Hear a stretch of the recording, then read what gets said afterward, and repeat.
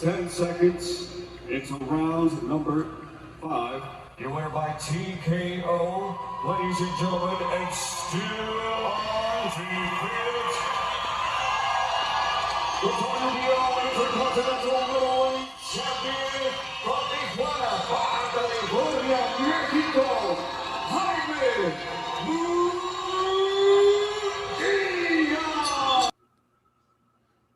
Jaime Munguia defends his WBO Intercontinental Middleweight title this past weekend. With that, let's go ahead and start the show. Welcome, everybody, to Enter the Ring Live. I'm your host, Mighty Mike, along with my brother, AJ Rage. We are soon to be joined by our other brother, Eric the Red, who's up in the Pacific Northwest, probably running over an Antifa member right now as we speak. No, I'm kidding.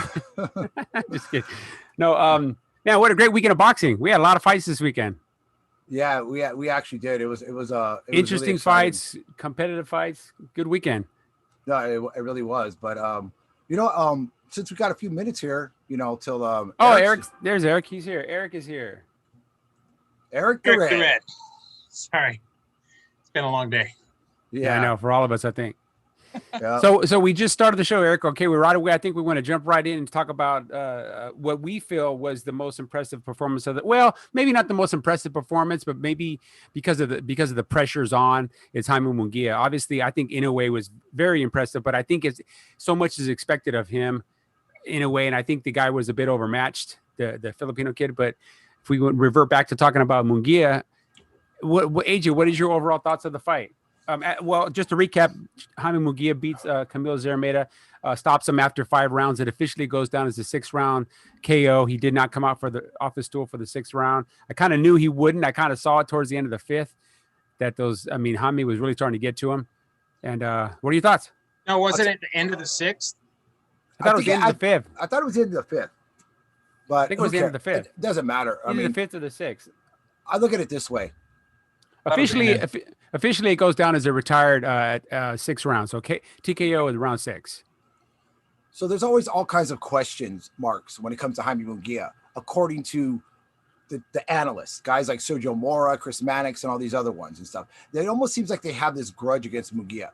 Don't get me wrong, Munguia's had some chinks in his game, but I think he really mended a lot of those going into this fight. Munguia showed excellent head movement. He was even bouncing on his toes, throwing an amazing jab, but throwing punches. Even Chris Mannix made a comment that Munguia was throwing so many different variations of combinations against SZEREMETA. At no point was SZEREMETA even competitive in this fight. Now go back and watch when he fought against Triple G. I'm not saying that Triple G didn't dominate the guy.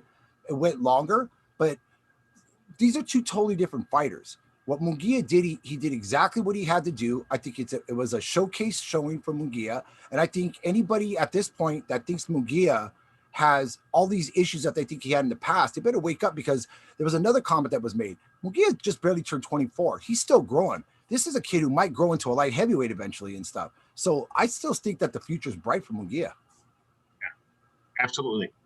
Absolutely. I think that Mora and some of these analysts that maybe don't like Munguia so much or always what's seem not to be like about the guy? What's not to like about the guy? But I think these guys, Munguia's probably cost them money somewhere down the line. You never know, because they bet against the kid, and he just comes out smelling like roses. You're right. His head movement, his movement altogether was just amazing. I've seen the fight like 3 times now. No, 4 times now. Sorry. And I've just studied it. And that was, I think, his best performance. Bar none. That was his best performance. Absolutely. So, yeah. I'd hate, you know what? Let me say one more thing. I would absolutely hate to get one of those liver shots like he hits people with. Holy cow. Well, let me chime in. I want to say that was his best performance on middleweight. I don't think that was his best performance overall. I thought his fights against obviously Saddam Ali, which he was completely overwhelmed, against Liam Smith. I thought against Brandon Cook. I thought those were great performances because he was doing things a little bit different. But as a middleweight, yes, this was his best performance at 160. Only his 3rd fight at 160, right? He's fought now Terriano Johnson, SZEREMETA, and Patrick Alate. Patrick Alate at 160. Yeah. And Spike O'Sullivan, yeah. Oh, Spike O'Sullivan. So this was his third fight because he fought Alote still at 154, I believe, right? Yeah, and honestly, I don't mean to try me, but that's the thing that really kind of blows me away right now is they kept making this comment that these are like cherry-picked opponents and stuff. And I'm looking at what Munguia has done compared to a lot of the other middleweights. And I'm putting guys in the same mix as Boo Boo Andre, Jamal Charlo, Gennady Golovkin, amongst others and stuff. SZEREMETA, Toriano Johnson, Spike O'Sullivan, Patrick Alote. These are all solid guys that are within the top 15 of the middleweight division. So how do you call those cherry picked? To me, cherry picked is when, you're Arturo Gatti and you're fighting against some guy who's, you never even heard of or something. Or in another way, a cherry pick is Danny Garcia versus the one guy, Mason Menard. Or no. Who's the guy that he fought? Oh, that he hurt I really remember. bad. Yeah. I can't remember the guy's name. That's what I was thinking. That's what I was trying Danny to think. Garcia. But I don't get it. Look at you're okay.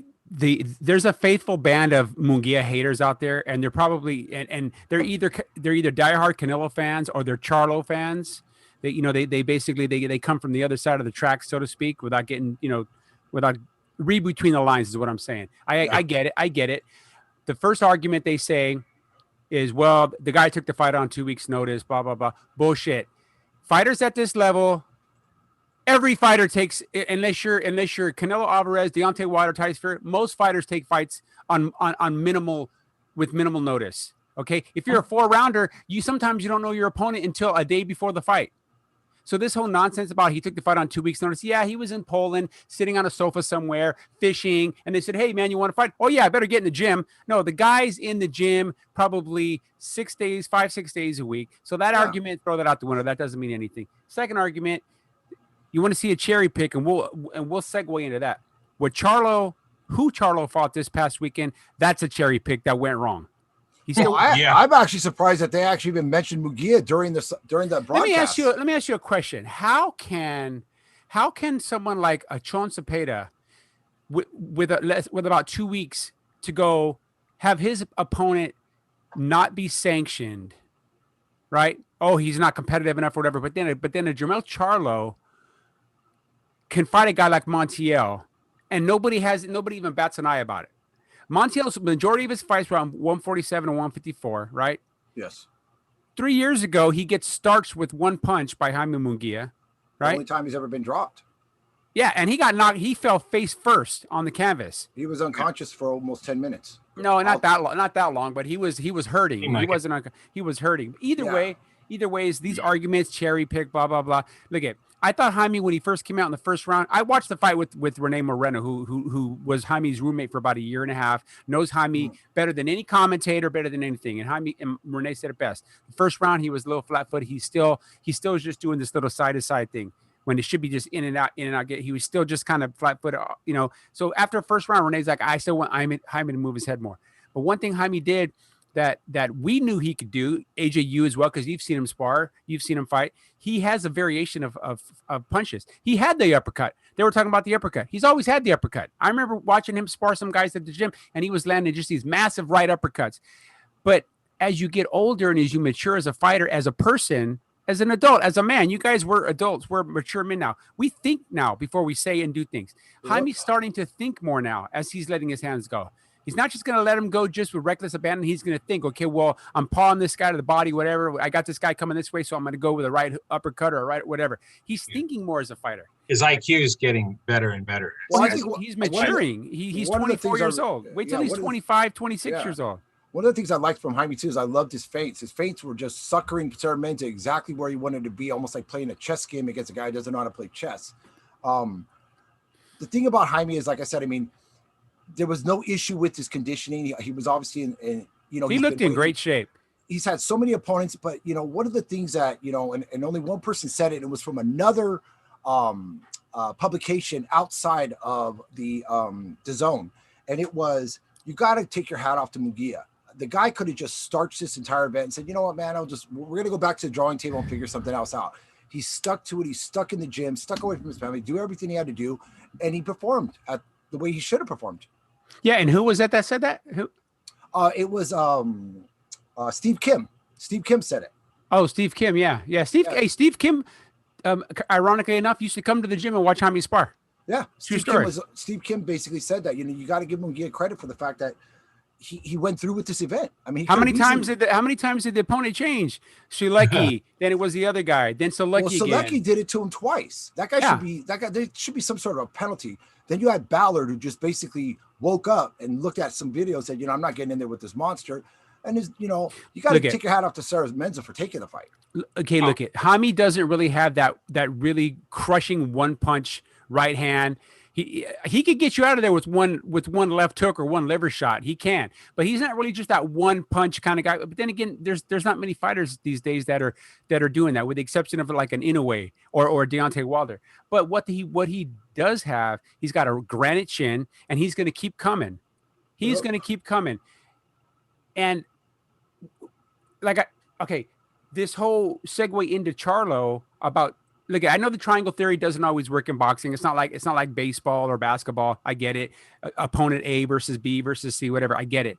But Charlo, people are saying, well, Charlo might have taken the guy lightly. He might have overlooked him, blah, blah. Well, that's his fault. Shame on him for doing that. Right? Jaime obviously didn't overlook ZEREMETA and went out there and fought the fight like he was fighting Triple G, or like he was fighting, like he was fighting for the title again. That's the way he fought the fight. No, absolutely. What's your take, Eric? Go ahead. I was just going to say, I'd love to see what Charlo and Munguia would look like. Munguia would just, I think, devastate him. I know what it looks like. I did absolutely devastate him. Jaime stops him middle to late rounds, because once Charlo realizes, damn, I can't hurt this kid. And this is the kid that actually has a jab and actually has a variety of quality punches. Not like Montiel, and this is not to shit on Montiel, but Montiel, watching that fight, I was like Al Bernstein. I'm thinking, what is this guy doing? He kept messing with his trunks. Like, he spent more time readjusting his cup than he actually throwing punches. And no jab. He would stay to the southpaw, then he would switch to right hand, but he hardly threw a jab. He was just like winging punches. He looked like a fighter out of Mike Tyson's Punch Out. I'm like, what is this guy's strategy? Does he even have one? He didn't have one. No. Against Charlo, Munguia would have a strategy. Yeah. He would say, okay, I'm going to try to box, find my range the first couple rounds, but when's this guy? I'm going to take this guy into deep waters, and I'm going to stop him. And he would stop him. He'd probably stop him to the body. Because in my opinion, the punches that hurt Charlo the worst was when Montiel started digging those body shots. AJ, I think you texted me and you said that body shot hurt Charlo. And he got hit with one, and he took a step back, and you could see that. I saw it too. His punch output completely dropped at that moment. I think that was like the 10th or 11th round, the only round that I gave Montiel. I gave him one round. And the thing was, it's like, with Charlo, it was like he was getting hurt. I mean, he tried to say after the fight in the post-fight interview that, I wasn't hurt. I wasn't this. Go back and watch the fight. It was actually the 6th round when Montiel landed a nice body shot on him and stuff after Charlo was hitting him with the flurry of punches. So, now kind of like what the Achilles heel is when it comes to Jamal Charlo with any fighter. That's one of the things that I think Munguia, you mentioned the fact that he's not a one-punch knockout guy. Maybe not to the head, but to the body, those body shots that Munguia throws, vicious. Well, that's what I said. He can get you out there with a left hook to the liver, a good body shot, or even a left hook to the chin, but he doesn't have that devastating just power straight right hand. He's got a good solid right hand that's going to snap your head back. But I don't think his power hand, I never thought it was his right hand. I never did. And this is from years of watching him. I have a little bit more insight than most of the 99% of the knuckleheads out there that want to commentate on him. You have more because you've actually seen him up live and in person. I have more because I've seen him hours and hours and hours of training. I know he's got a good variety of punches. I know he does. I know he's got a great jab when he wants to use it, when he feels the need to use it. I don't think he felt the need to use it except for a bit of a rangefinder in this fight, although he did use it pretty well. I think one of the big problems too that I'm having, especially with these commentators, is just their lack of boxing IQ. When you got a guy like Chris Mannix who's basically making these comments that SZEREMETA is just like a statue, he's just standing in front of him. What he doesn't understand is those body shots that Munguia invested in the early. They debilitate you. The guy lost whatever bounce, whatever step, whatever he had. He was now in a full defensive mode because he knew he could be hurt at any moment.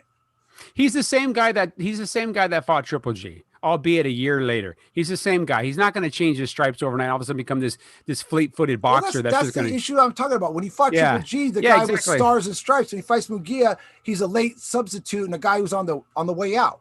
Yeah, I don't know what it is. I really don't know. Is it because are they trying to get back at Oscar for some reason, or what are they doing? I don't even know, because you got to look at it this way. Munguia has fans. He has more fans than Jamal Charlo. I hate to say it. Munguia's probably got more fans than Triple G now. You know what I'm saying? You saw it there in El Paso. The people were behind. Yeah, they were. Yeah, but the crowd, guys, let's be honest. The crowd was not great in El Paso. It wasn't. It was decent. It wasn't great. But that's nobody's fault. That's not Munguia's fault. Well, right? It was the fight was not very. There was a lot of question marks when that was going to happen. So I don't think a lot of people invested in it. Exactly. Yeah. A lot of people didn't. Is this fight even going to happen? Or if it was a solid event that had a solid promotion, it had some weeks or months to go into it. That place would have been much bigger. But still. Oh yeah, I saw him fight at the same arena that Charlo just fought at. When he fought the Japanese guy, Takashi Inoue. When he fought that guy, I remember that arena. It wasn't 100%, but it was probably about 80%. It was packed. And this was when he was fighting, a relatively unknown guy, tough guy, undefeated guy in Inoue, right? Inoue was either undefeated or had one loss, but a solid, strong middleweight, junior middleweight. So yes, Jaime does have the ability to put asses in the seats, and he will with the right opponent. Absolutely. I think Canelo Alvarez is sitting at home, probably watching this fight, laughing. Well, he wasn't at home because he was there at that debacle, that Chavez exhibition against Camacho Jr. He was there, but I know he probably spent time and reviewed the fight afterwards, and he probably thought to himself, "Man, people think I'm afraid of this Jamal Charlo kid. He has nothing to fear with Jamal Charlo." I think Jamal Charlo's people are going right now, man, we got Mexican problems, man, because these Mexicans are tough, and you know what? They're tough, and they keep coming. And that's not to say one group is better than the other, because I think equally there's talent across all spectrums: Ukrainian, African American, Cuban, Mexican. I think Charlo, like I said, I think he's still one of the top middleweights out there, and so obviously he's a champion. I think against possible matchups against guys like Munguia, it's going to be dangerous, obviously, because Munguia has got the Mexican factor, and he's got the size factor, he's got the strength. Bubo Andre, I would kind of lean towards Charlo only because of Bubo Andre's output. It's such a low output. He kind of he comes out hot and then he slows down, and that's not going to work against a Jamal Charlo. Well, you know what? It's funny you said that. I was thinking that earlier. I'm thinking Andre versus Charlo is the best fight right now that those two guys can make, because I think both guys will start strong, and after about 3 or 4 rounds realize, hey, I can't knock him out. He can't knock me out. Let's just coast for the rest of this fight, and let's just take it to the judges. Because I really don't think. And if you look at Andre's last fight, that's exactly how he fought. He started strong, faded in the middle rounds. He does that every fight. Yeah, and Charlo, kind of followed that same blueprint. He started strong. I think he hurt Montiel early, faded towards the middle. Charlo did the same thing against Derevyanchenko. He hurt Derevyanchenko early, drops the guy, and then still gets extended. Look at he just doesn't have the power. He pushes his punches. He's a physically strong guy. He's a big middleweight. He just pushes his punches, really, though. He doesn't have that fluidity. He doesn't like a Canelo or even a Munguia, the way that they let their hands go. It's more like he's trying to make every shot the last shot. And sometimes you got to throw 1, 2, 3 and know that the last one, the fourth, is going to be the one you're really going to put everything into. I just don't think Jamal has learned that yet. Not every punch has to be the equalizer. Not every punch has to be with everything you got.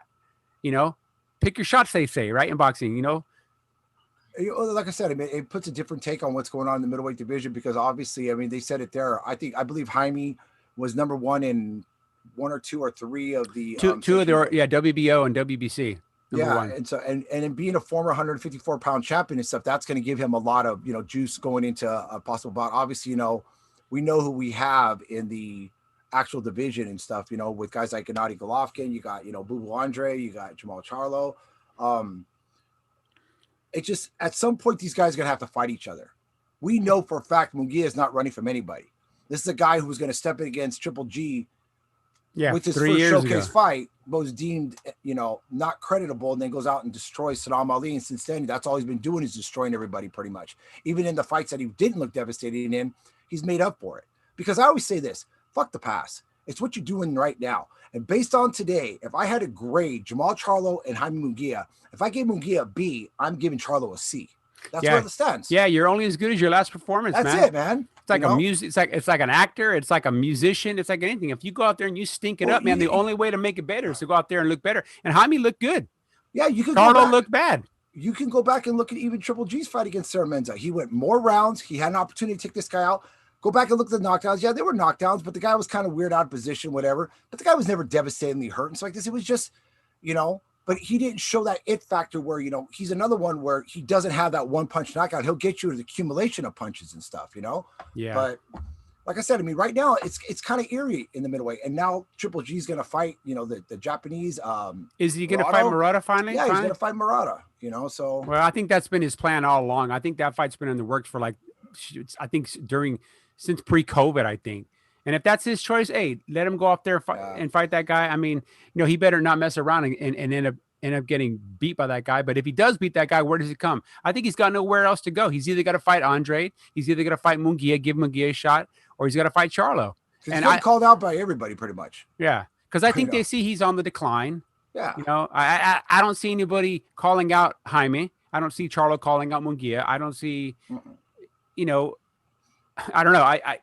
I think that Triple G's best days are behind him. We were talking about it at the gym the other day about how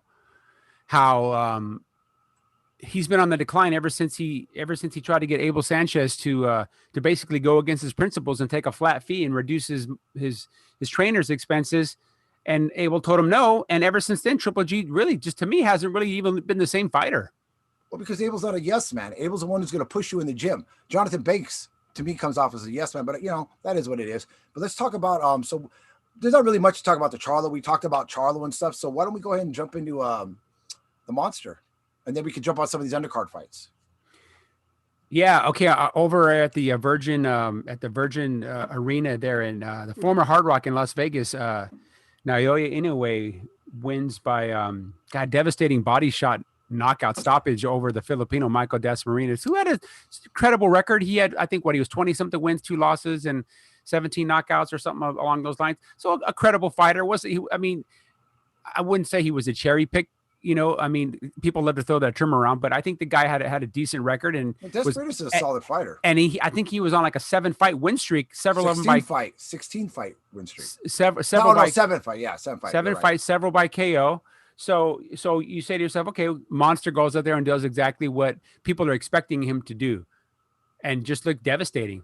Yeah, I'm telling you right now, after the first couple rounds, he right away, to me, he just leapfrogged into the number 2 spot pound for pound because of the way it's his defense, it's his offense, it's his persona, it's everything about that guy. That is the quintessential fighter right there. That is what people say. I want to watch boxing. I want to see a guy that goes in there with skill, but is a murderous puncher. And that's, in a way, I still hold Canelo number 1 because the proof's in the pudding. Here's a guy that's transcended 154, 160, 168, 175. He's done it all.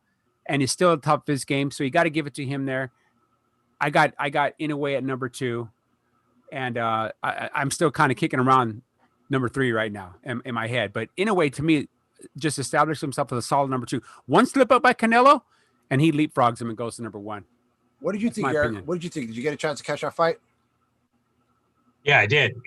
Just a beautiful fight. It was just beautiful. Those body shots, like I said, that's the one thing boxing, everybody's so intrigued when, you knock somebody out in the head or, you actually knock somebody out like that. But when you can get somebody to go down, take a knee and just from a body shot, that's something. You know what I mean? That's something. When you can get like the Munguia fight, if you get somebody to just give up, says that's so much more than a knockout. That's you got into that person's head. That person realized I can't do anything. Yeah. I can't deal with it. I can't do it. I mean, they never talked about if a guy suffered any real injuries like this, but the bantamweight division is definitely starting to heat up with the resurgence of Nonito Donaire. You still got Rigondeaux there. You can't look past him. You got, Casimiro, the champion that looks like him and Donaire are going to be going at it here pretty soon. So that's going to be a super bout right there. Yeah, they switched that fight. They pulled Rigondeaux from that fight and threw Donaire in there. They said the decision was made that Al just felt that fight was just more, I don't know, more crowd pleasing fight. I don't know. I think it's a great opportunity for Donaire to show where his position is and possibly set up a rematch against the monster, because I would love to see the fight. It's not a fight that Inoue won one-sided. It was a very competitive bout. Inoue suffered a lot of damage in that fight. Donaire's a better fighter now. Inoue's a better fighter. You're going to get a better second fight. Yeah. If that's even possible, because that first fight was great. Yeah. I mean, if that fight was half as good as the first one, it'd still be better than most fights that we see on TV these days. It was a great fight. I just think that that Inoue now has the confidence now that maybe he didn't have when he beat Donaire the first time, and I think he beats Donaire more convincing. You don't think that goes both ways though? Because don't you think because Donaire was able to go the full rounds, and then especially with all the physical damage that he did to Inoue, that he's telling himself, I was able to crack this guy's bones. Yeah, so it makes a good point, but Donaire's 38 years old, and it will be well over a year since that last fight. I just think Inoue's still peaking. We talk about Jaime Munguia not peaking. I don't think Inoue's peaked yet. I don't. I still think he's getting stronger because he's a young guy too. What is he? Early 20s, 24, 25? 20, yeah. So Donaire did look pretty good against Obali though. I mean, against a guy who a lot of people were talking about was next to Inoue was the best bantamweight out there and stuff, and Donaire pretty much destroyed him in the same fashion that Inoue destroyed Desperinas. Yeah, he looked devastating against Ubali, but I saw Ubali's last fight, and I didn't see much of him.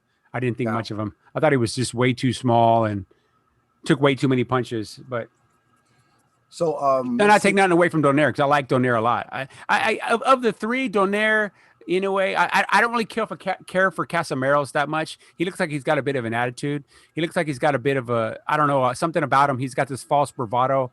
And he just thinks that he's, he's the man. He thinks he's the heir apparent to Manny Pacquiao. The problem is that fight ends early. Donaire's once again too big for him. Casamero is kind of a guy like Obali, not quite as small, but not a big puncher and stuff. So I mean, it's gonna be a easy pickings for Donaire. I think. Yeah, I think there's some personal comments made from Casamero to Donaire, and I think Donaire will go in that fight looking to inflict some damage on Casamero. Hey, before we jump into some of the other fights, there's a fight I wanted to talk about real quick, and I hope both you guys saw it. I know you saw it, Mike, and it just really turned my stomach. And this is before we get into another exciting fight. I want to talk a little bit about Francisco Vargas and Isaac Cruz. Did you watch that fight? Yeah, on the Showtime undercard. Yeah. Yeah. I gotta be honest with you. Don't get me wrong. Francisco Vargas is an amazing, tough, long-time warrior, but he's a little too long in the tooth. Okay. He's stepping up. I gotta say, what they allowed Cruz to get away with in this fight was just turning my stomach. And you got to take your hat off to Vargas. He didn't complain. Do the headbutts, the low blows. He finally complained with that last headbutt. Yeah, that completely over. Even the commentator said it was intentional. Yeah. But it was Cruz's attitude afterwards. And I actually liked this guy. I remember when he fought against Never Diego liked Maldonado. him. I can't wait to see him get obliterated by somebody. I mean, he is. Oh yeah, I've never liked him because for boxing, man. I don't care how affable the guy is, how likable, how good his story is. When you fight in that manner, I don't care if you're my next door neighbor. Yeah, I don't like you. He's dirty. He's one of the dirtiest fighters I've ever seen, man. He's so dirty. He made Timothy Bradley look clean. Yeah, I mean, he was just a dirty fighter. Yeah, absolutely. Uses his head repeatedly. He must have hit that guy 20 times in the face with his head. And not so much as a warning from the referee. Never took a point. Never. I mean, it was disgusting. And you feel bad for, like you said, especially towards the end of the fight. I mean, he gets a terrible cut like that. So any prospect of getting back in the gym and working on things, if you lose a decision. Oh, that's sidetracked. Yeah. Big time. And at his age, it's probably the end of Vargas, but I appreciated his bouts against Burchelt, amongst others. I mean, the guy was just, he's always class act. But a guy who we really like, to see that fight. You got to go back and watch it. A guy who we really like scored a one-punch stunner.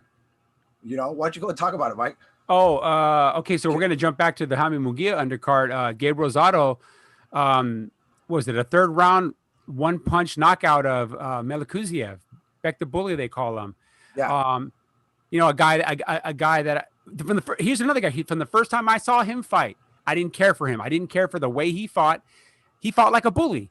I thought to myself, okay, this guy's now with Joel Diaz and Antonio Diaz. When's he going to learn how to use a jab? When's he going to learn how to actually like put his chin down and actually fight with some resemblance of an actual boxing ability and not just wing? He looked like a tough man fighter, just wing punch after punch after punch. I don't know if you saw his bout previously against Rosado when he fought against Morgan Finch. He's kind of a guy. When Rosado fought?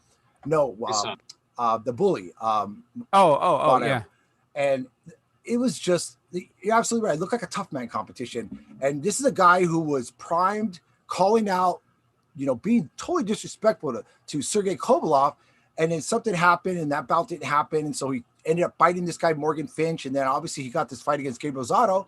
Rosado, throws one big right hand a la Marquez against Pacquiao in almost the same fashion and puts him to sleep. You know? Right on his face, too. That was... Yeah, like he was doing a Pete Rose sliding into. Yeah, I hate to say it, but Rosado's not a monstrous puncher like that. No, not at all. So there's obviously something broken in that bully system, no chin. But hey, hats off to Gabe Rosado, a guy who's had some tough luck, especially losing that fight. That controversial decision to Daniel Jacobs, amongst others, and stuff. Is a guy that never turns away a challenge. There's been talk about him fighting Jaime Munguia. Me personally, I don't want to see it because I like Gabe, and I don't want to. If I saw the way his face looked after Triple G, I don't want to see what Munguia is going to do to him. So he's got to save a couple brain cells, And not only that, he just fought a guy at 168. So what's he going to do? He's going to go back down to 160 to fight Munguia. Munguia is not going up, so he's going to have to shed that, that additional 8 pounds. And Gabe Rosado's not a young guy anymore. I'm not having no doubt he could do it. He's professional. He'll do it. But what's going to be left? Doesn't it kind of get ironic?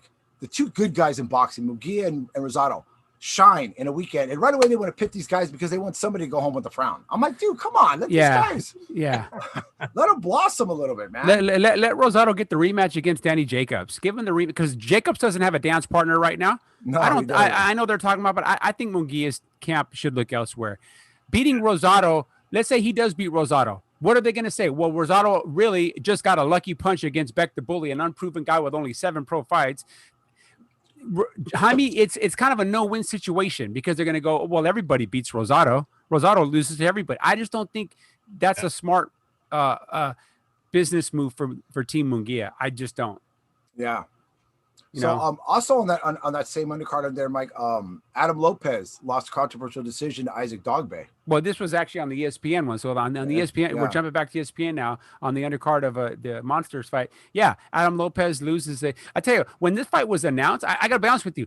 I remember it being announced a while back, and I completely forgot about it. And then when I was looking on BoxRec the day of the fights, I said, oh, shoot. Dogboe's fighting Adam Lopez. Oh, this is going to be a great fight. Another situation where I like both guys. I like Dogboe. I like Adam Lopez. I think he's on the short end of the stick, always. And once again, the same thing happened to him. They used the poor kid. One judge had it. I think one judge had it even 95-95, and the other they actually Chris Migliori had it 97-93.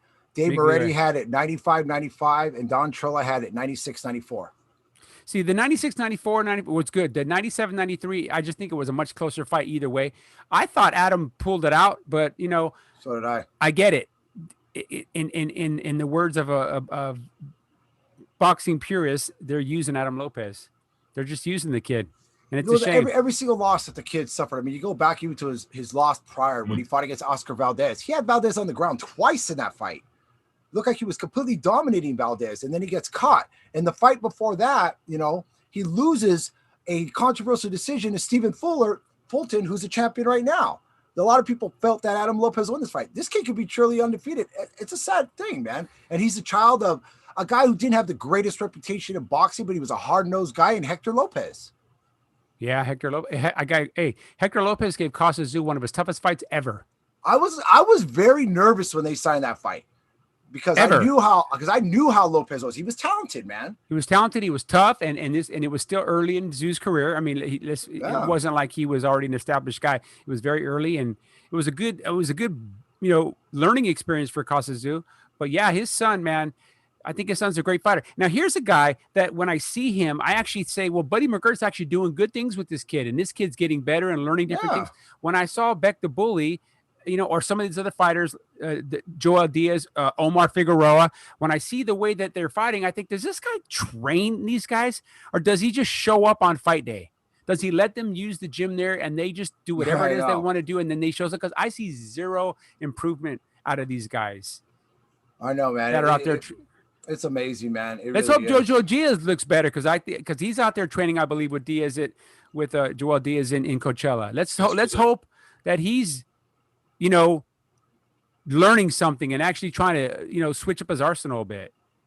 Because that fight against Fortuna, that's going to be a tough fight. Fortuna's a tough fighter. Yeah, Fortuna's a tough guy. He's a guy like a Felix Verdejo. Unfortunately, what's happened to him now. A guy who just, you never know what's going to show up. So I mean, they got the stellar amateur, careers, and they come in there and they don't quite achieve what they need in the pros, but they still got that it factor. You just never know. Yeah. Yeah. So what other fights did we see this past weekend? Angelo Leo and Alameda. Obviously a lot of people probably saw, he had lost that close fight, to Louis Neary. Louis Neary. And Leo lost. Angelo Leo lost to Stephen Fulton. What about that woman's belt? the ESPN one or the one on DAZN? Talk about Michaela. I think it was on DAZN. Michaela Mayer, whatever. Oh, Michaela Mayer. She's getting better. She throws good punches, but she doesn't have any power. But she won comfortable decision. I like her. I like her because she likes metal. Yeah. She used to be a bass player in a female metal band. No, she's polished. She can do things, but she doesn't have any power. That's something, and it's tough because. Well, here's the thing though. She's got 5 knockouts, and people say she's got no power. Clarissa Shields has 2 knockouts, but people think she has power. That's true. Do the math on that one. Doesn't make any sense to me. No, you're absolutely Michaela's got 5 knockouts with fewer fights. It doesn't make any sense to me at all. But like I said, there's that bias. There's that bias coming in. Well, getting back on Angelo Leo and I like Leo, but I really felt that Alameda won this fight. And I thought we were going to get a draw out of that fight. I really did. Yeah, because it was killing me in the Francisco Vargas fight against Isaac Cruz. Because what's his name? The guy who does Marlon Ronello or whatever. Marlon Ronello, yeah. He kept calling Vargas Alameda through the entire fight. Go back and watch the thing. I was like, dude, I was scared too. I was like, stop calling him Alameda. It's Francisco Vargas, dude. What the hell, dude? He's like, once again, Alameda. Let's go. I'm like, dude, Jesus Christ, you drive me nuts, dude. He's got some pretty good one-liners though. Sometimes he comes with him. No, don't get me wrong. I like the guy. He's the one guy that's a MMA crossover that I kind of like. You know what I'm saying? Well, he's the WWE guy. He did WWE wrestling for years. I think he still does the big events, but he loves boxing. So yeah. Well, there was that one kid that fought earlier in the cards, Blair Cobb, who I've seen fight a few times and stuff. He's got that whole Ric Flair moniker. He goes in, yeah. Ric Flair. He's a good kid, man. I don't got nothing against him. He won his fight, he's a good kid. He's a kid that doesn't have a whole lot of amateur pedigree. He's just kind of learning on the job, but he looks like he's dedicated. Yeah, he's got the shtick. His backstory is amazing. I guess his dad got caught with 200 or 300 kilos of cocaine, and him and his dad had to defect to Mexico. So he was basically, this kid was raised in Mexico and turned pro in Mexico. I'm thinking to myself, you got to see Blair Cobb, dude. He's not going to fit in Mexico, bro. Poor kid. Exactly. He's probably getting beaten up every day out there. It's probably how to turn to boxing. Exactly. But that was pretty much about it. Obviously, we got a big weekend coming up this week. We got the big fights, a couple big fights coming up. We got some big fights coming up. We have the pay-per-view on Showtime, which is Gervonta Tank Davis against Mario Barrios for another version of the 140-pound strap. I don't understand it because I thought Josh Taylor just unified all 4 belts at 140. That's a WBA for you, man. Yeah, but Mario Barrios, and it's not against Mario Barrios. I like Mario Barrios. I like the kid a lot. I like that he likes punk music and rock music. I love it. But have you been watching his backstory? Have you been watching him on Showtime? Yeah. He's a good kid. El Azteca, he's a tough kid. Lanky, strong. Now you got to remember he's fighting at 140, but he started his career I think at 120, 130 or 135. So he started lower, so he's progressed up to 140. We had a late growth spurt, they were saying, but I think one of the things that really got to me was absolutely I really like Barrios, but I like Tank Davis too. I think Tank is a good guy. I like Tank. I don't like the people around him. It's the people around him. They're so overconfident and they don't see what I think Tank sees. Tank knows this is not a give me. You know what I'm saying? Barrios is the type of fighter who can make the fights very ugly. He's got the ability, For a long time, he's always been an in-fighter. They kept using that term that Barrios doesn't fight like a tall fighter. Well, obviously, I haven't watched a few of his last fights because, yes, against Romanes, he does fight like a tall fighter. So he's got multiple weapons. He's a much bigger guy than Tank. It's like this. He hits hard. They don't even know the power that Barrios possesses, especially Tank's never taken the punches at that level. So, I mean, it's still to me a toss-up. If Tank struggled against Leo Santa Cruz like he did, I had up to that knockout, I had Leo Santa Cruz winning that fight. Yeah, I think most people did. I think Leo was winning on points. And the punches that Leo was hitting with, Leo was getting his thing. That can't happen against Mario Barrios. No. Mario Barrios is not Leo Santa Cruz. No disrespect to Leo Santa Cruz, but you're talking about, a wide receiver and a linebacker. It's two totally different positions, man. Yeah, you're right. You're right. You're right. What do you think about that fight, Eric? Eric. Did Eric's video freeze up? Because he's got like this weird look on his face. I think Eric's video froze up. Okay. Eric's got to shake his phone or something. Either way, but here's what I think. All right. I think I agree with you. I like Barrios. I like Tank Davis too. I can't stand the people around Tank Davis. I think he's just got a bunch of yes men and a bunch of moochers surrounding him. You don't see that with Barrios. Barrios is away from home. He's training with Virgil Hunter. I'm not a huge fan of Virgil Hunter, but it looks like they're putting the work in. The kid looks like he's primed and ready to go. Tank may have bitten off a bit more than he could chew. He just may have bitten off more than he could chew. And this kid Barrios has this little taste of what it's like to be a world champion, and he might not want to give it up that soon. Well, the thing that kind of gets to me is I think about this. I think about Tank's path and where he's at right now, and I think to myself, is this? And I'm not trying to down Tank in his intellectual thinking, but Tank to me doesn't seem very strategic. He lets other people make the decisions, obviously, with who he's going to fight and when he's going to fight. He doesn't get in a lot of Twitter wars and stuff like this. My whole thing is, why Mario Barrios?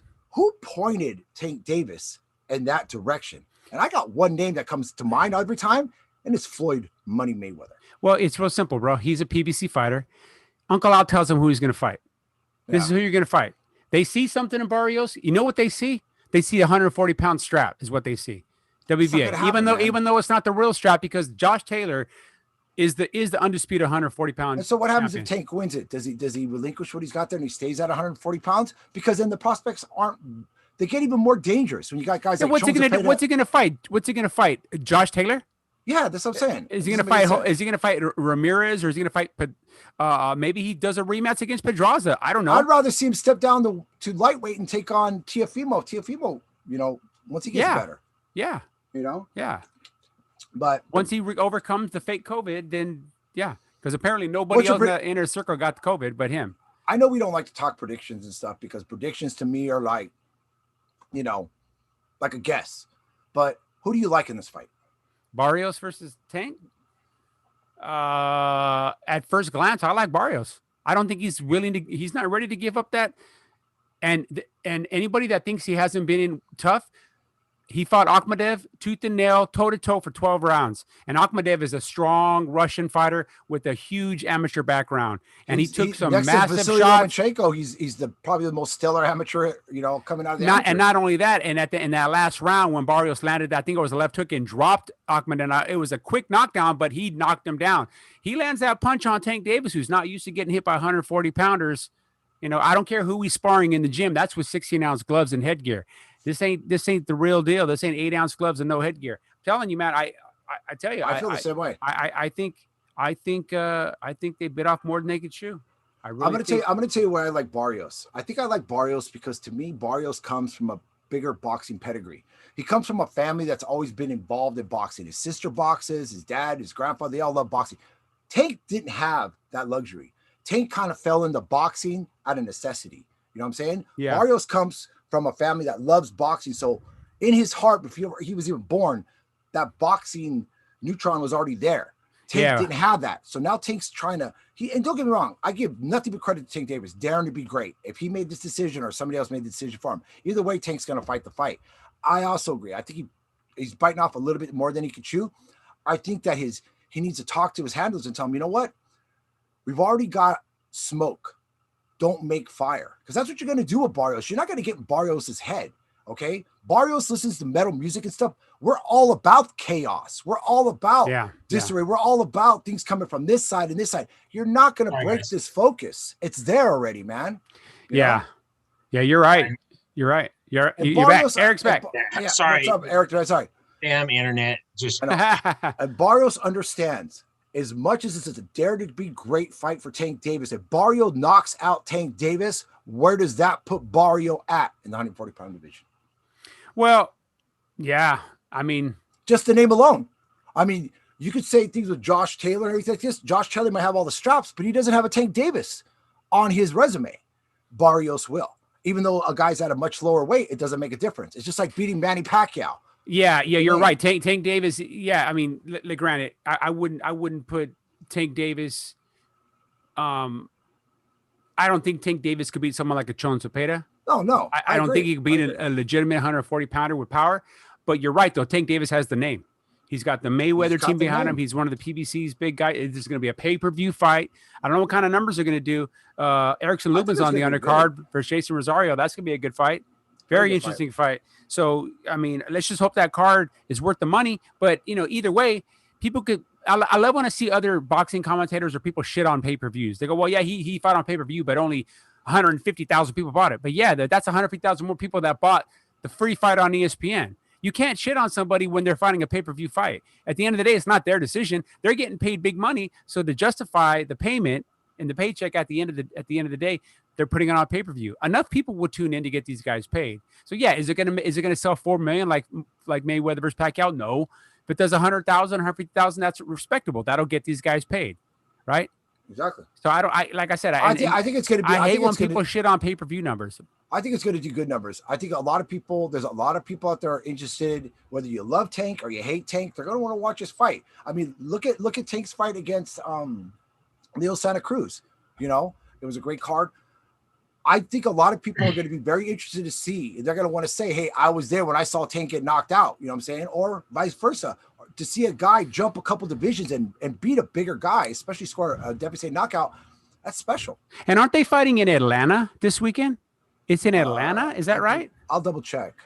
So Atlanta's turning into a bit of a boxing hotspot because it's Atlanta. They've been open for a while.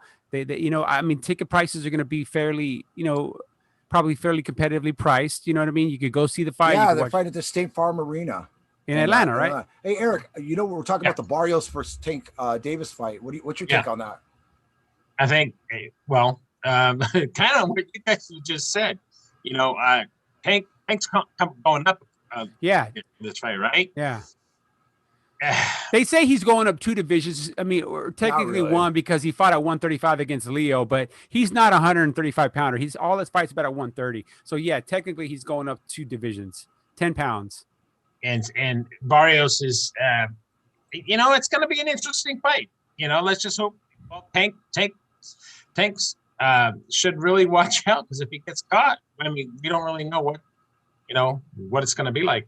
Well, how's he going to get in on Barrios? That's what I'm thinking about. How is he going to get in on that fight? If he struggled getting in on Leo Santa Cruz and struggled with the movement of Yuriorkis Gamboa, what does he think is going to happen with Barrios? Yeah, see, Tank's got power. Tank hits hard, but Tank doesn't really have fast hands and fast feet like a Loma. See, Loma, like in his fight against Luke Campbell, okay, Loma was able to, and Luke Campbell is 5'10". He was able to get in or close to 5'10". He was able to get in. He was able to cut that distance because just of his fleet-footedness and angles. I don't think Tank has what Loma has in terms of that. Yes, he's got power, but how's he going to get in on Barrios? Especially if Barrios starts flicking that jab and Tank's not the best fighter at cutting off the ring and stuff. Tank relies on a fighter getting kind of tired and putting himself in a vulnerable position on the ropes, and then he lands something. Like Barrios isn't going to make that mistake. Don't get me wrong. Barrios is hittable. I've seen Barrios rocked, but you look at the fighters that he's fighting. I mean, he's fighting guys natural at that weight. And this is a guy, like you said before, Mike, this is a guy who moved up progressively because he got a late growth spurt. Everybody knows that Tank Davis struggles to make 130. He's really a 135. So him jumping 2 divisions is bullshit. This guy probably walks around at almost 150. All right. He's not that kind of guy. You know what I'm saying? Yeah. But it's the things that Tank brings in. You know what I'm saying? You saw it in Leo Santa Cruz's fight that Tank needs a lot of work when it comes to the one thing that the sport is called, and it's called boxing. And not punching. When it comes to punching, Tank gets an A. When it comes to boxing, he gets a C. He's got a lot to learn, and I think that's the problem.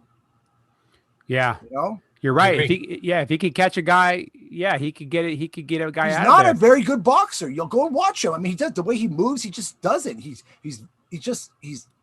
well, he was getting outboxed for good 5 rounds against Leo.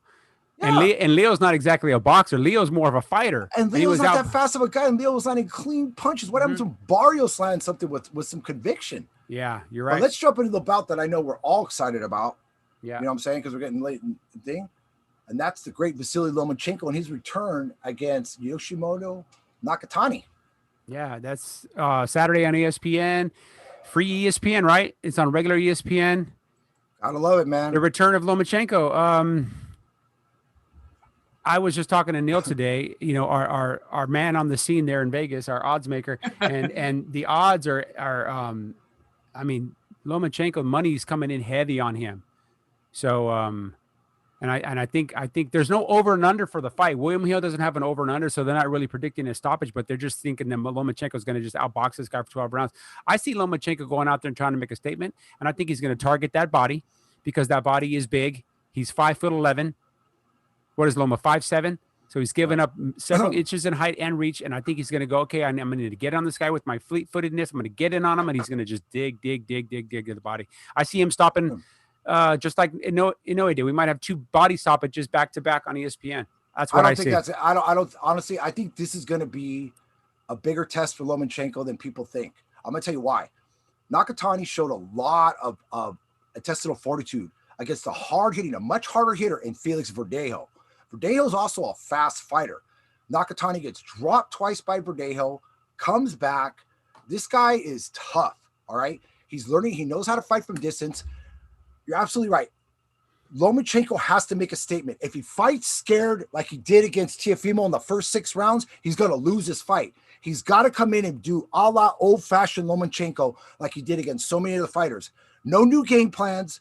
Turn the page back to what you used to do prior to Teofimo Lopez, and he handles Nakatani with little effort. That's what I'm saying. And I don't think he's going to hit Nakatani on the chin and knock him out. I think he's going to target the body. That's what I'm saying. He's going to do like he did to Luke Campbell. He's going to do like he did to Linares. He's going to do like he did to Pedraza. The taller, lankier guys, he's going to go after the body. He's going to do that side step because he's not fighting a southpaw this time like he was fighting Luke Campbell. He's going to go to his right. He's going to throw that left to the body, and I think he wins bye-bye. But Nakatani is going to be in the fight if it goes 4 rounds, 8 rounds, 10 rounds, 12 rounds. He's going to be in the fight because he's got the power. The power's got to side with Nakatani for sure. You know what I'm saying? He's tough. I mean, well, he throws his nice. You know, he's got the ability. He throws nice counter punches. That was what he was able to do against Felix Verdejo. A fight that I thought Verdejo was on his way to just annihilating Nakatani, but Nakatani came back. This guy showed resilience. I mean, go back and watch this fight against Teofimo Lopez. From round 1, it was a competitive fight. He didn't take a soft step. This kid went right into the fire. He's going to do that right too with Lomachenko. And that's when people get vulnerable, whether it's Nakatani or Lomachenko, somebody's going to go to sleep. I don't see this fight going 12 rounds. No way. Yeah. You know, but I don't think if the money comes in heavy on Lomachenko where it's ridiculous, that's to me a little bit unrealistic because Nakatani to me is a live dog. I love Lomachenko, believe me, I do. But based off of his last performance, he's got a lot of making up to do. I want to see the old Lomachenko. If he starts his fight in that slow, cautious, timid factor, it's going to be a long night. Well, he's going to have to start a little slow and timid because he's going to be giving up almost 5 inches in height. He can't go in there and give up 6 rounds. No, he's not going to do that. But he's going to go in there and be cautious probably for the first round or 2, try to get his distance down like he did against Luke Campbell. That's what I think he's going to do. He's going to use that as a blueprint. A tall, lanky guy with a long torso, and I think. But if you know that, and I know that, don't you think Nakatani knows that? And he's going to do exactly what he did. Look what he did in Verdejo. Look what he did against Teofimo Lopez. He jumps on him from round 1, jumped right on him. So what I'm saying is Lomachenko's got to be prepared for a guy who's going to come right at him, a la Mike Tyson, and try to put him out early, thinking he's getting old. Maybe he's still a little, still thinking about Teofimo Lopez. I'm going to catch this guy early and stuff. Oh, yeah, He's got to be smart. Yeah. If we're talking about Nakatani's game plan, he's going to probably try to go after him. He wants to make a statement. He's going to be like, hey, I want to be the first guy to stop this guy because he's lost Loma's lost 2 decisions, been dropped only one time, flash knockdown, never really been hurt. Really one decision that was, and I'll be honest with you, I could have called that a draw if Lomo didn't give up so many rounds against Teofimo. His fight against Salido, Lomachenko won that fight. I don't care what anybody says. He won that fight. He won that fight. Oh, yeah, absolutely. So let's look at both sides real quick. Let's do something interesting. In the event that Lomachenko, he wins this fight, where does he go from there? Well, if he stays at 135, I mean, who's the only other champ at 135 right now that's got any of the belts is Devin Haney. Teofimo's got issues. Teofimo's got weight issues. He's got Kambosos issues because Kambosos is not going away. I know they're running Kambosos. We'll talk about that next time, but next show. But I want to talk about that. But yeah, I'm agreeing with you. I'm starting to see something in Kambosos right now. I see an Aussie that's really pissed off right now. Here's what's sad about that whole situation. Like I said, we'll talk about it later, but I'll just do it quick. That kid was peaked. He was like a racehorse ready to run the race of his life. And Teofimo knew that. And they pulled this fake COVID test bullshit. I would make a mandatory, you take a test right now in front of us, blah, blah, blah. And if you do not test positive, you're losing those belts on the scale. They need to strip him of those belts. He knew what was coming. And I'm not saying Teofimo can't beat Kambosos because I still think he's heavily favored in that fight. But he was not ready for the fight. He's reading his press clippings. He's having issues with his wife or his dad. Or he was not ready to fight. He was not focused. Kambosos was. And sadly, Kambosos now has to try to re-up himself. He now has to try to start all over again. Well, you know what the problem is too, bro? Is that a guy that's built like Teofimo Lopez is not built to fight tough fight after tough fight after tough fight. Kambosos is. This is something he's always done. Teofimo knew that maybe Kambosos doesn't have that pedigree, quality, style, but this is a guy who's going to be tough as nails. I mean, go back and watch his fight even against Lee Selby. Selby had his successes, but when Kambosos came on, you just never knew, So, I mean, the bottom line is I absolutely agree with you. I think Teofimo took a way out of this fight. Then he could make up another excuse. I don't even see this fight getting rescheduled. I see some bullshit happening. Well, they said August 14th, but then if you look at August 14th, everything's falling on August 14th. Yeah, there's all these fights. On my birthday. Hey, real quick, Eric, we're getting late. Lomachenko, Nakatani. Who you like? I like Lomachenko. If it goes 12 rounds, it's going to be Lomachenko on top. Nakatani could very well end it early, though. Like Michael said, I mean, he's going to, or like both of you said, I should say, he's going to hit him hard right from the beginning and test his mettle and see what, because I like Lomachenko too. I think Lomachenko's got a great chin. I don't see him getting knocked out. I see him maybe getting stopped if he gets really hurt, but I don't think Nakatani. I think Nakatani hits harder than Teofimo Lopez. Go back and watch his fight against Teofimo Lopez. Lopez was hitting Nakatani with everything. Couldn't move this guy. Nakatani would hit Teofimo Lopez, lift the guy off the ground, and move him. You saw it against Felix Verdejo. Teofimo's power is very overrated, guys. Very overrated. That's why I'm saying this is a more dangerous fight for Lomachenko than the Teofimo fight. You know what I'm saying? So, I mean, I still think Lomachenko comes back and looks successful. But unfortunately, a devastating win for Lomachenko will only push him more pegs lower and will put more excuses between him and Teofimo Lopez. Of course. Yeah, you're right. It's going to push him even further out. Yep. He would do better off losing the fight. Yeah, I'll be honest with you. Yeah. But now let's talk on the other end. If Lomachenko loses the fight, what happens? What happens for him or for Nakatani? No, for him. We know what happens for Nakatani.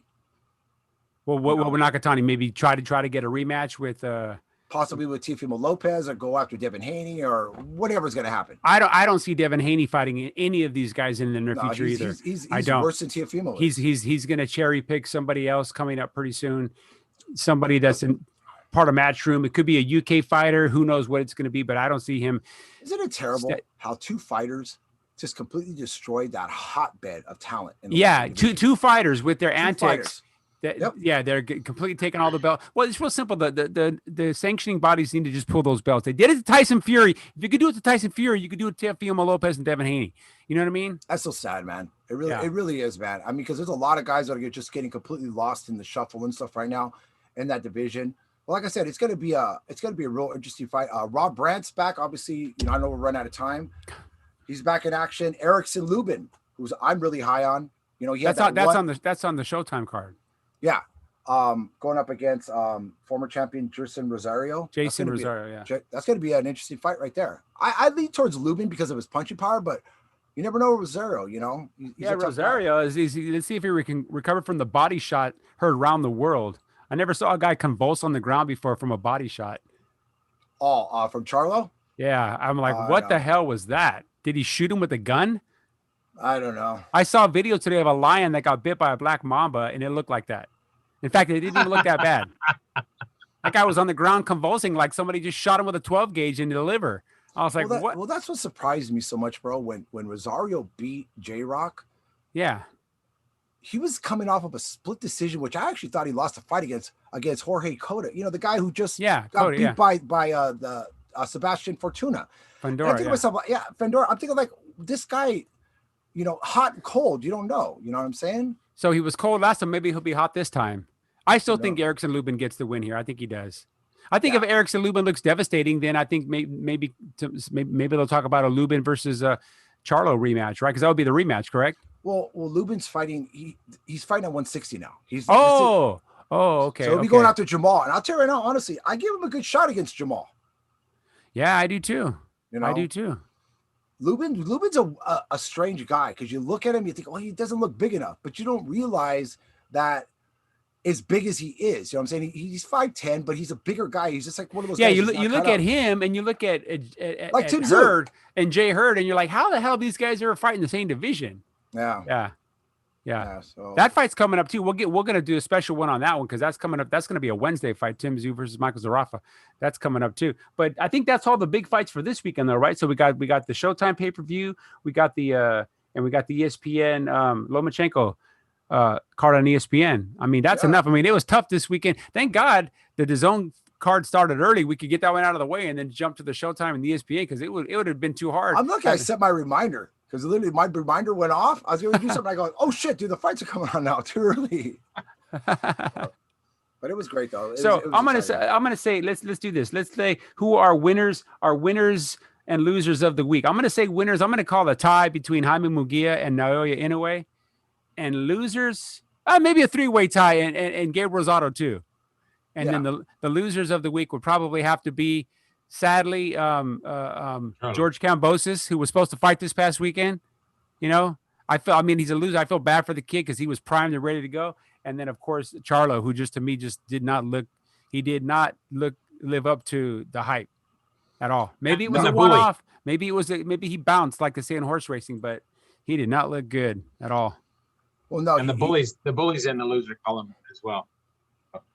Yeah, absolutely. And the thing is, like I said, I mean, I agree with you. I mean, my thing is obviously Munguia and Inoue as the winners. Obviously Rosado. Losers, Charlo, Dogboe, and I'm gonna put Cruz in there just based on his antics. You know what I'm saying? Being the dirty fighter that he was. Yeah, because he didn't make any fans in that fight. No, he did not. No, I mean, even some of the faithful were probably got to be like, man, we're going to support you, but man, you got to fight clean, man. This using your head nonsense. I know you're a short guy, but good God, he was leading with his head. He looked like a damn rhino. He's just I don't know what about that kid, man. He just something about him just really got under my skin that day, man. Yeah, you know when he sometimes fighters will do that, huh? They just kind of get under your skin a little bit. Beck the Bully was getting under my skin until he got knocked out. Well, he got under my skin. Remember, I talked all that time up when he was getting ready to fight Kobolov, and I was like, dude, this guy. And then he fights Morgan Finch, and they act like Morgan Finch is the second coming of Christ. I'm like, dude, this is a guy who's a total club fighter. Dude. It's a complete joke, dude. You know? Yeah. All right, guys. So that's all the fights for this weekend then. So I guess we'll be back. Are we going to be back Sunday, you guys? Or are we going to talk about the fights this past Saturday? Yeah. So we'll be back Sunday, I guess, to talk about this weekend's action. Man, everybody tune in. It's going to be some good fights again this weekend. I think we're going to get equally as impressive performances this weekend as we did this past weekend. So, you think so? I think so. I think we're going to get some good fights, man. I think the Barrios Tank fight's going to surprise some people, and I think the Lomachenko fight's going to be a competitive, tough fight. And win, lose, or draw, I think matchmaking is intriguing. Exactly. And sometimes it could always, sometimes the fights that aren't supposed to be so great end up being great, and vice versa. So, but I think with this one, I think it's a safe bet. We're going to get 2 good main events and some good undercards too. Sounds good, brothers. Well, hey, good show tonight. So I guess we'll go ahead and Mike sign us out. We'll go ahead and we'll end with our cool intro that we didn't get to do in the beginning because we did our other thing. Yeah. So everybody, thanks for tuning in. Don't forget to like and subscribe. Send it to your friends and your family. Give us a like, give us a share. Help us out, man. We like talking boxing. We want people to talk to us in the chat. We'll answer questions. Yeah. For all of us here at End of the Ring Live, I am your host, Mighty Mike, along with AJ Rage and Eric the Red. You guys have a good night.